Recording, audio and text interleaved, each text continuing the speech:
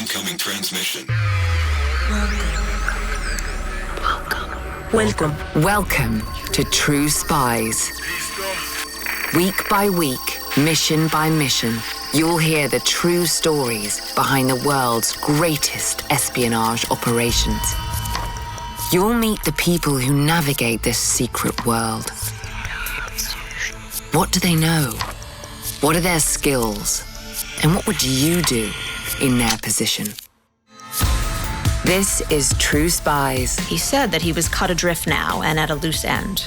He asked me for instructions and advice. He insisted that he be put in touch with someone else, as well as myself, in case I disappeared overnight. This is True Spies. Episode 24, The Limping Lady. He could very well have been the downfall of this week's True Spy, Virginia Hall. There's a very good chance that you've never heard of Virginia, one of the Allies' bravest wartime heroines. And no one would blame you. You see, she never gave interviews, never wrote a memoir. For reasons that will become all too clear, she actively avoided the limelight. And make no mistake, she's made no exception for us. In fact, she died in 1982. But her life was so exceptional that in this episode, we've used a collection of her own declassified reports from behind enemy lines, voiced by an actor, to bring one decisive chapter of her incredible story to life. Between the summer of 1941 and the winter of 1942, Virginia Hall had been a linchpin of the French resistance. Under orders from British intelligence, she'd acted as a liaison between the UK government and the various groups who sought to undermine the Nazi war machine. Money, clothes, supplies, escape routes, all could be found at her various doorsteps. Now, the world she had painstakingly built was crumbling around her. On Sunday morning, after learning the news of the invasion, I saw one of the French Secret Service. He heartily advised my immediate departure. In November of 1942, Virginia was forced to flee France over the Pyrenees Mountains into neutral Spain. Days later, battered and bloodied by the trail, Virginia and her guide took refuge in a shepherd's hut on the Monte Pass, high up in the mountains. Finally, Virginia had the opportunity to contact London. Well, I said, Cuthbert is being tiresome, but I can cope. London's decisive reply came quickly. If Cuthbert is tiresome, have him eliminated. Brutal. But if only it were that simple. Virginia glanced down at her left leg. From the knee down, her woolen sock was soaked in blood. Cuthbert had entered Virginia's life in 1933, after a hunting accident in Smyrna, Turkey. She'd been working as a clerk at the US Embassy there and enjoyed shooting birds in the marshlands around the city. On one of these expeditions, she slipped, discharging a 12-gauge shotgun into her left foot. Before long, gangrene had set in. Goodbye, foot. Hello, Cuthbert, her bulky wooden leg. The accident had been a grisly highlight in an otherwise unremarkable career up until that point. Despite her obvious intellect, she had never been allowed to progress past the clerical grades within her various European postings with the US State Department. And once she'd acquired Cuthbert, her chances at career satisfaction were cut even finer. An obscure law prevented amputees from becoming fully fledged diplomats. Throughout her career, she had lived in the looming shadow of fascism. When war broke out in 1939, she could easily have returned to the relative safety of her native Maryland. But that would never be Virginia Hall. Virginia decided to act. My neck is my own. I was willing to get a crick in it. She resigned from the US State Department and made her way to France. Eager to be close to the action, she volunteered to drive ambulances for the French army on the northeastern border with Germany. In the end, it had taken the Nazis less than 2 months to raise swastikas in Paris. Now, Britain stood alone against Hitler. At the time, America had no interest in repeating the enormous losses it had suffered in entering the last war in Europe. If Virginia was going to make a difference, it would have to be alongside the British. And in the sweltering summer of 1940, Virginia made a fascinating new acquaintance who would help her do just that. We met quite by chance at a train station on the border between France and Spain. He heard my accent and decided to strike up a conversation. His name was George Bellows, an undercover British agent based in the Spanish border town of Irun. Bellows found his new friend incredibly compelling. She had just crossed the border from France and was on her way to Britain. He listened intently as she described the deteriorating conditions she'd witnessed on her travels. Different things lacked in different places. People preferred to keep the food they'd worked for rather than sell them for money, which didn't buy them much anyhow. In occupied France, food was already scarce. Much of what was grown was exported back to Germany. And speaking of the great exportation of wine and the severe rationing of the rest, a Frenchman I met complained, and they don't even drink it. I mean, it's the final insult. When he heard about her time driving ambulances, often under heavy fire, he was mightily impressed. He gave me a phone number. Apparently, Mr. Bellows had a friend who might be able to find me something interesting to do when I came ashore to Dover. Months passed. Virginia reached London just in time for the Blitz. As the bombs fell night after night, she considered returning to America. Well, wouldn't you? In any case, it was too late. Transatlantic tickets were all but impossible to come by, and her resignation from the State Department had made her ineligible for official passage home. By now, it was January 1941. Stranded in London, she rifled through her papers until she came across the phone number she'd been gifted in Spain. Across the city, a telephone rang. Nicholas Boddington, General Staff Officer for the Special Operations Executive, picked up the receiver. Once he'd been assured of her bona fides, he invited her to his Mayfair townhouse for dinner.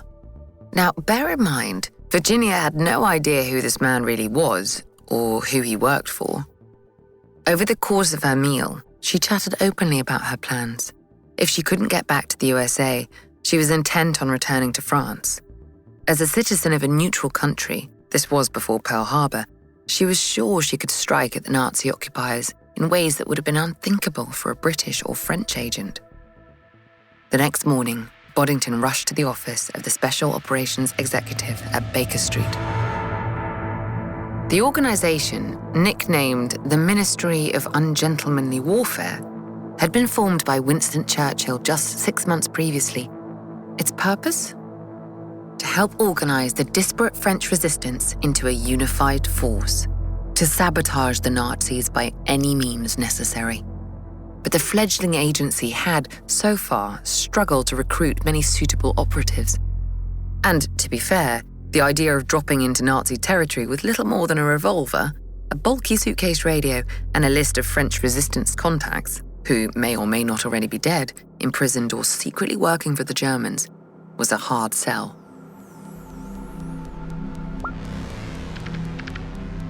Virginia didn't need much convincing. She had seen firsthand what was at stake.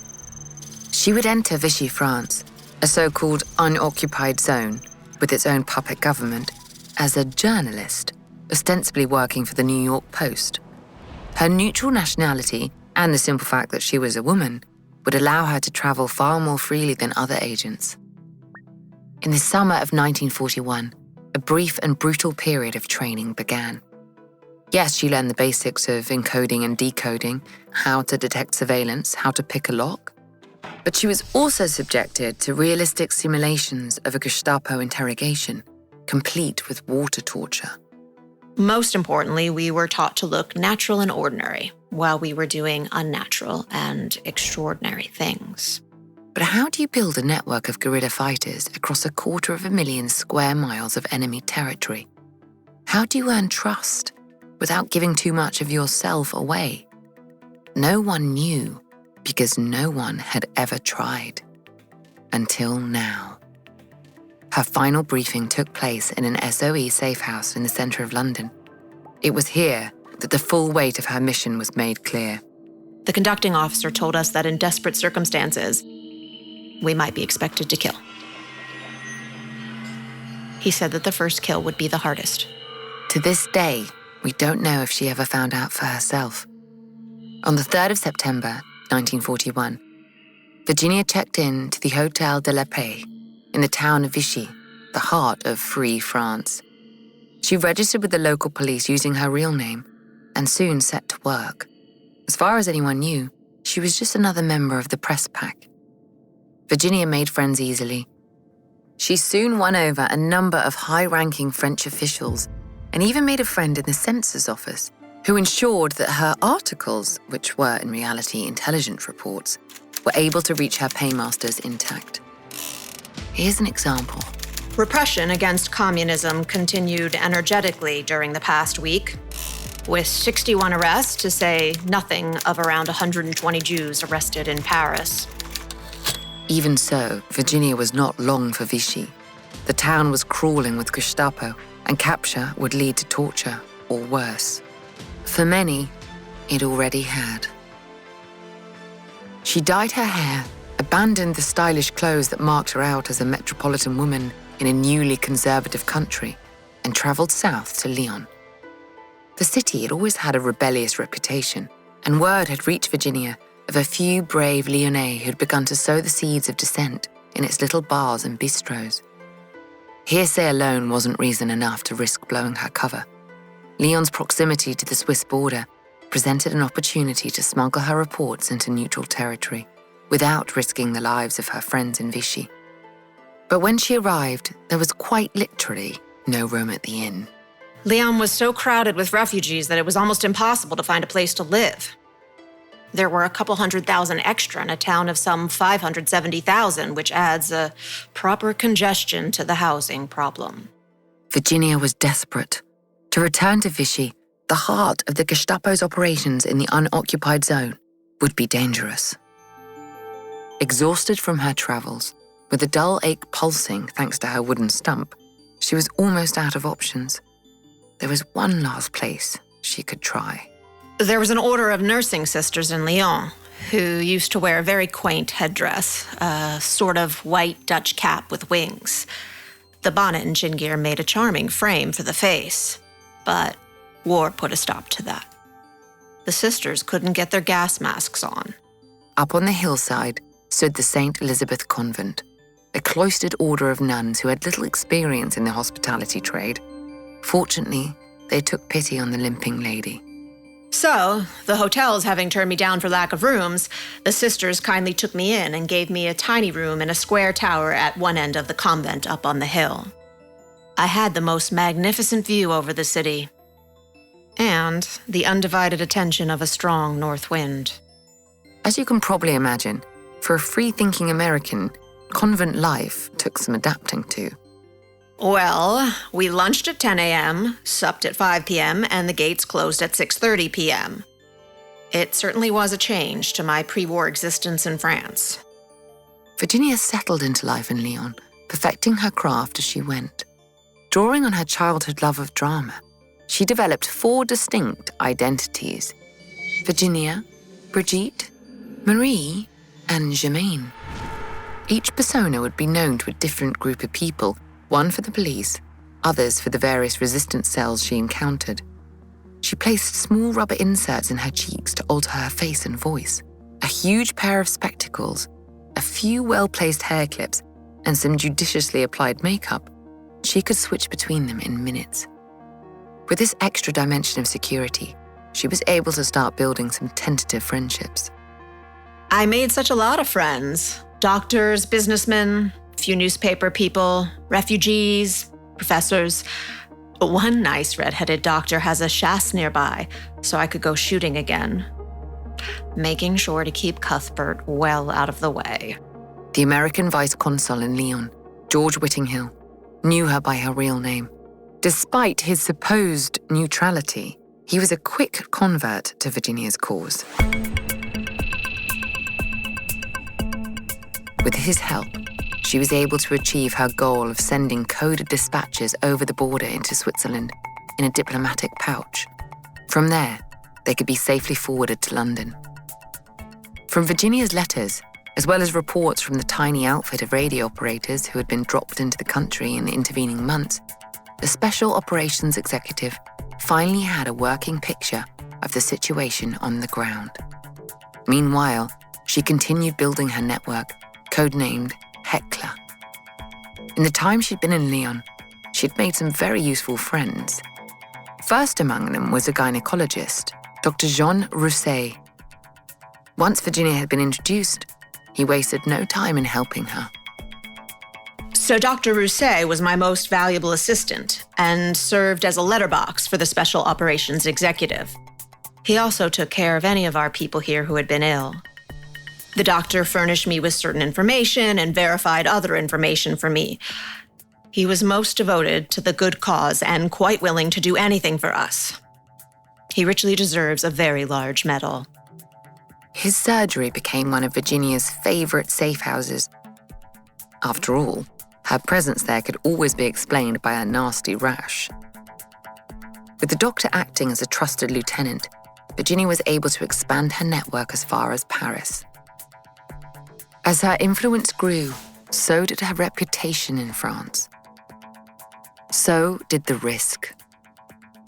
After a punishing winter, her life of stress and isolation was beginning to take its toll. As usual, all things came in a series of 3.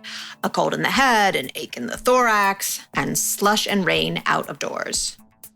Look, the dark days were fairly abysmal, and a short English word described one's mood. The word, is written with 4 letters. S-H-I-T.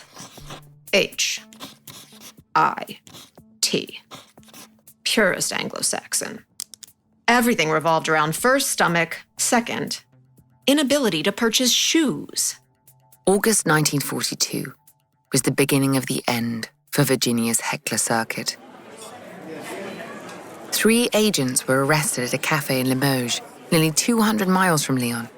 They had planned to meet in a casual public setting, but 2 of the men were running late. The most punctual among them, codenamed Justin, was already known to the police and the Gestapo. Almost out of his mind with anxiety and sweating in the summer heat, he waited alone in the cafe, a sitting duck. Justin was left alone in a cafe and looked so obviously nervous that an inspector of police felt he had better question him. The inspector searched the agent, finding an enormous 65,000 francs on his person, approximately $15,000 in today's money.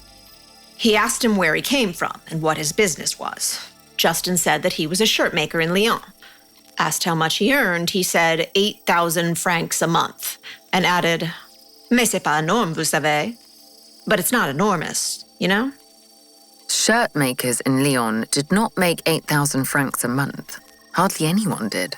The good inspector positively jumped at that and decided he was an agent of some sort. He had a look at the contents of his pockets, and the money he had was nice and new, not pinned and all in a series. So, of course, he must have come from England or Germany. The money that had been supplied to the agent by the SOE had clearly been delivered in a lump sum. The serial numbers on the notes were all in order. It was a careless move on London's part, and it wasn't their only blunder. The inspector waited for the other 2 and picked them up as well. They were also well supplied with money. Furthermore, they had identity cards from different towns, but all made out in the same handwriting. It really wasn't good enough. The men were escorted to the police station. Luckily for them, Virginia had friends in high places. Fortunately, someone was decent enough to let them burn their notes and papers. They confiscated an automatic pistol and the radio box and put them in safe places so that they don't appear on their official records. The result was that all 3 of them were held, but there was no serious charges against them. Nonetheless, all 3 were imprisoned. At the time, it was crime enough to be English. The loss of 3 good men was a blow, but it was lower down on Virginia's list of worries than you might expect. While she attempted to organize their release, it had come to her attention that her studiously maintained anonymity was under threat. Somebody had been a dope, and given my name and address away. I was getting endless people at the safe house in Lyon who wanted to go to England. I remember one, Monsieur Vichy, sent by a Monsieur Lenlo of Nice, but I didn't know Monsieur Lenlo. Vichy presented himself with the words, "I come to bring you 10 eggs, and I can bring you 4 more if you want." Can you believe it? Many of those who found Virginia were, like Monsieur Vichy, simply desperate people with tenuous connections to the resistance.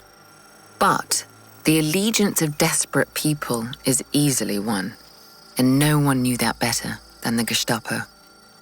The German secret police had begun recruiting informants in Lyon with a generous offer of 20,000 francs a month plus bonuses. Many took up their offer. Their orders were simple. Firstly, they were to report any anti-German sentiment they read or overheard as they went about their day. Secondly, they were to look out for a few individuals in particular, including a limping lady. A year into her time in France, Virginia was aware of her growing notoriety. Trust was at a premium, and one wrong move could bring everything tumbling down. Or, as it turned out, one priest. I couldn't believe that he was a phony, because his note from WOL contained things that only WOL and I could possibly have known. WOL, believed to stand for War Office Liaison, was one of the most active resistance circuits in Paris. The French capital had become a nightmarish shadow of its former self. The chatter of bon vivants and libertines in the city's salons had faded to a whisper.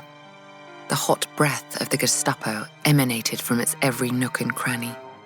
It was from this nest of vipers that Abbé Robert Alèche, a priest in the suburbs of the French capital, came knocking on the door of Dr. Jean Rousset in Lyon. It was August 1942, and Alèche was acting as a courier for the WOL circuit, transporting valuable intelligence between Paris and the SOE circuits in the south. He was there to deliver a bundle of microfilms and collect money and documents to take back to the WOL. The courier came and deposited his package with the doctor, but as I had not deposited mine, 150 grand, and he was in a hurry, he went back to Paris without anything from me. Dr. Rousset noted that the nervy courier had asked to see Virginia, going by the name Marie at the time, in person. This wasn't unusual. After all, you never could be quite sure who a contact was working for. The priest promised to return in a week. 3 weeks later, he finally reappeared. Well, the doctor had certain qualms about keeping such a large sum of money about his house, and the courier had specifically asked to see me, so I took the money over to him as soon as Dr. Rousset told me he was there. At Dr. Rousset's surgery, Virginia took stock of Abbé Alèche. A youthful 30-something with piercing blue eyes, he was dressed in the traditional black cassock of his profession. But something was wrong. When he asked to confirm Virginia's identity, he seemed nervous, almost queasy. Worse still, he had a German accent.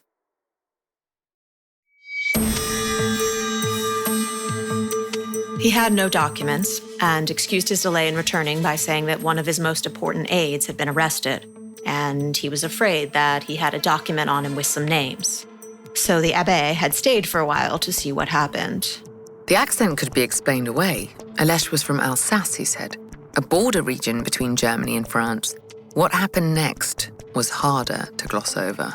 I gave the abbé a packet of money and wished him Godspeed. He was to return the following Tuesday. Salut.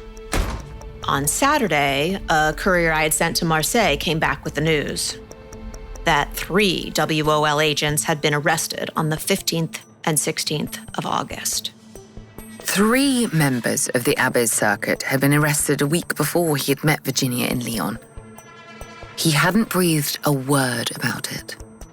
I was uneasy in my mind about the abbé. During her time in France, Virginia had honed a sixth sense for danger.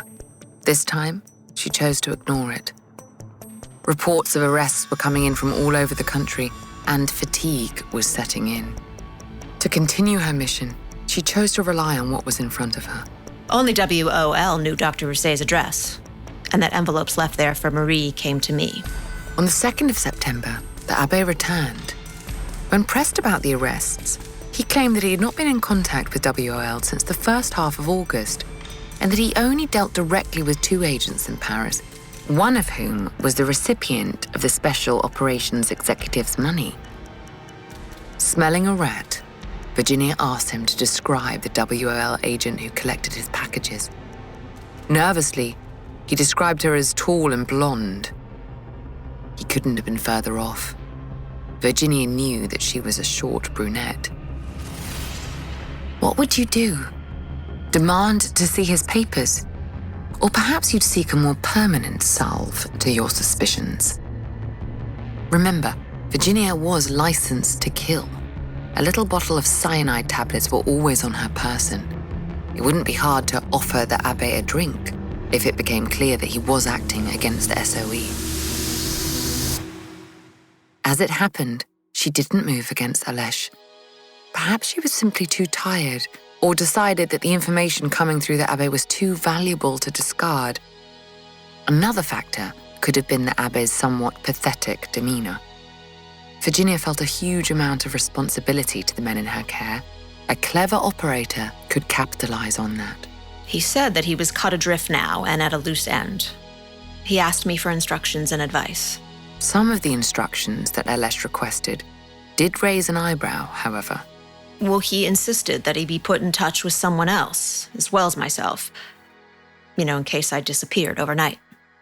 Later, Virginia would remember those words. They would keep her up at night.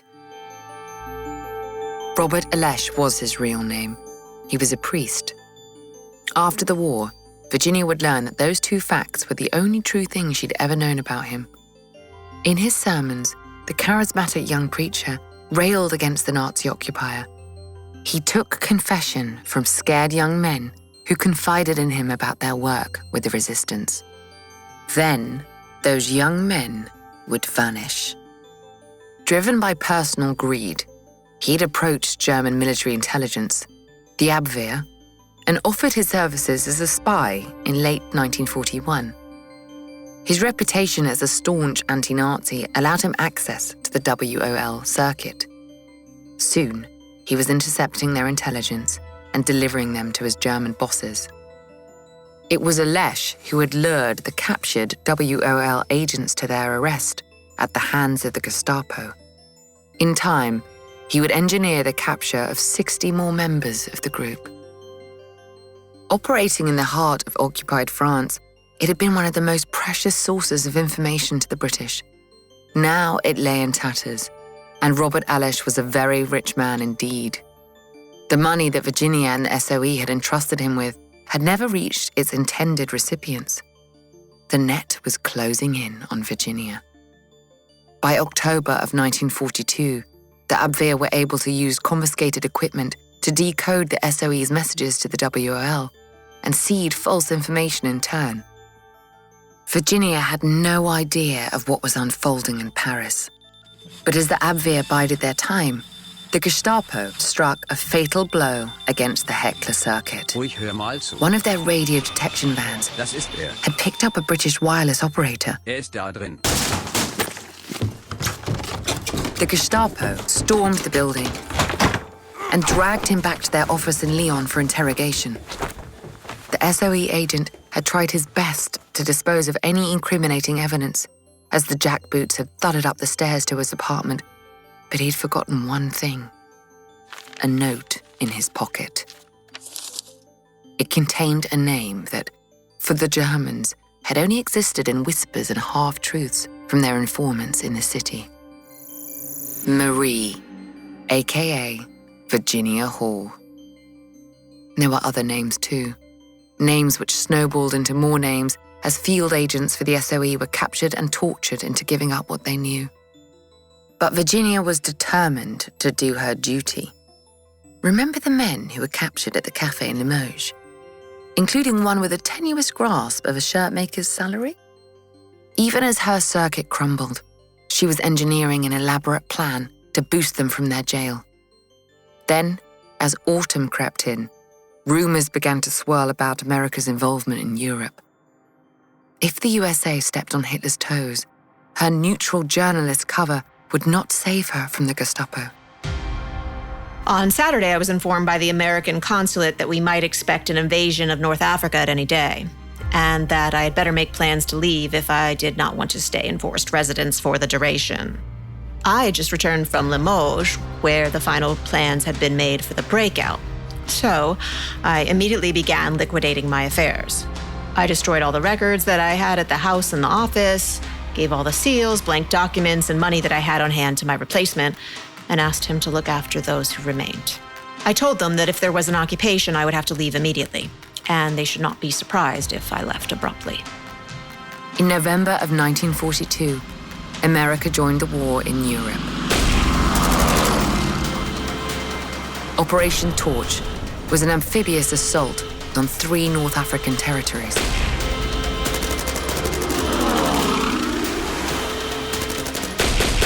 On Sunday morning, after learning the news of the invasion, I saw one of the French Secret Service. He heartily advised my immediate departure. When word of the operation reached Berlin, an enraged Hitler would send the full might of the Wehrmacht pouring into Vichy France. Yet another front of the war had opened. The pretense of French self-government was now too costly a ruse to maintain. Her position had become untenable. She would be no use to anyone dead. The Germans were expected in Lyon sometime between midnight and morning. I packed my bag and left for Perpignan on the 11 p.m. train. With just an hour to spare, Virginia rushed to the station at Lyon. Squeezing her tall frame into the crowded carriage, she turned her face away from the windows. She had made it out, but only just. And so many hadn't. The next day, the doors of the Hotel de la Cloche swung out gingerly onto the streets of Perpignan. It was the 10th of November 1942. A tall figure began to limp her way along the cobbles, braced against the wind. Even here, where the warm south coast of France lay under the shelter of the Pyrenees, there was no respite from the harsh onset of winter. In the town square, a man named Gilbert was waiting. Not for anyone in particular. He spent an hour there each day, rain or shine. His presence was something that could always be relied upon by any British agent who found themselves in Perpignan. He saw her standing in the shadow of the trees. He knew her only as Germaine, an American. They had worked together before.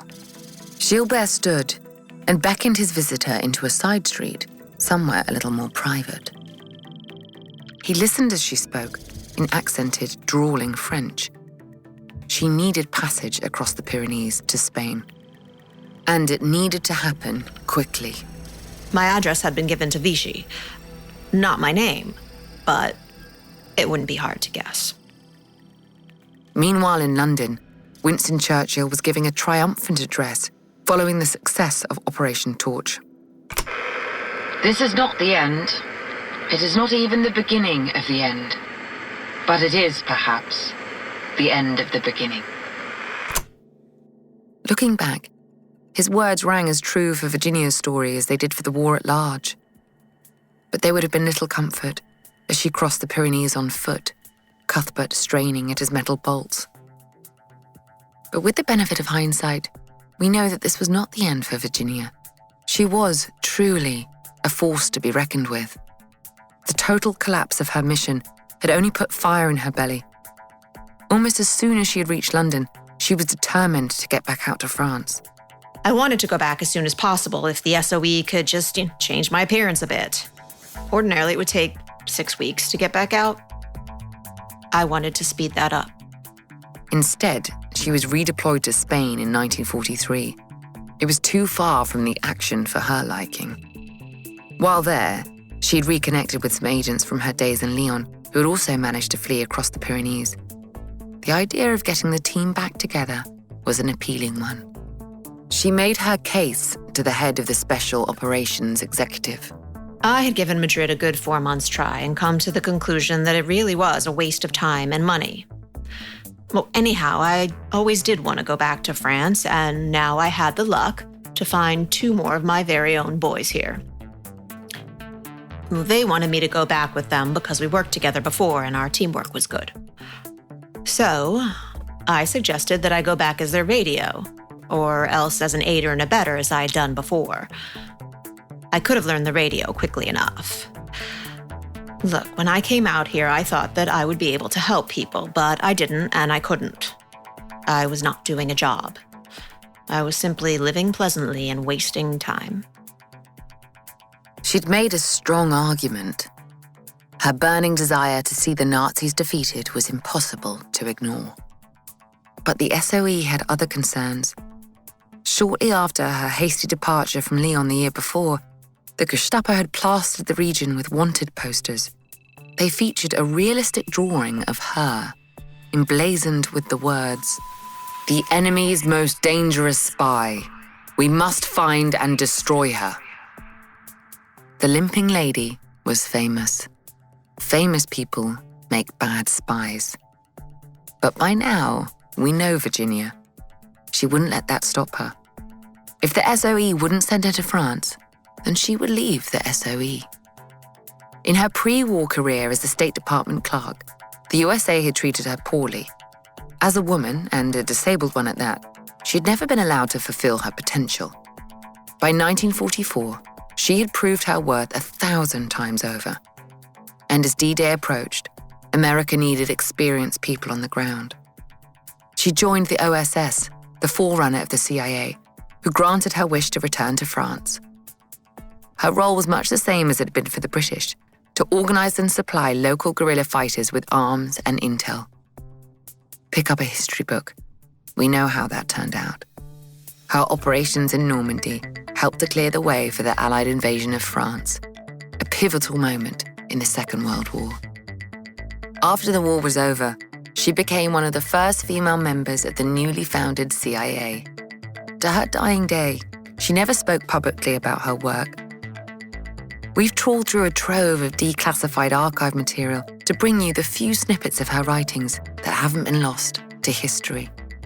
But make no mistake, without Virginia Hall, the world would be a very different place. I'm Vanessa Kirby. Virginia Hall was voiced by Sarah Megan Thomas, who stars as Virginia in the movie A Call to Spy. Join us next week for another encounter with True Spies. We all have valuable spy skills, and our experts are here to help you discover yours. Get an authentic assessment of your spy skills created by a former head of training at British Intelligence for free now at spyscape.com.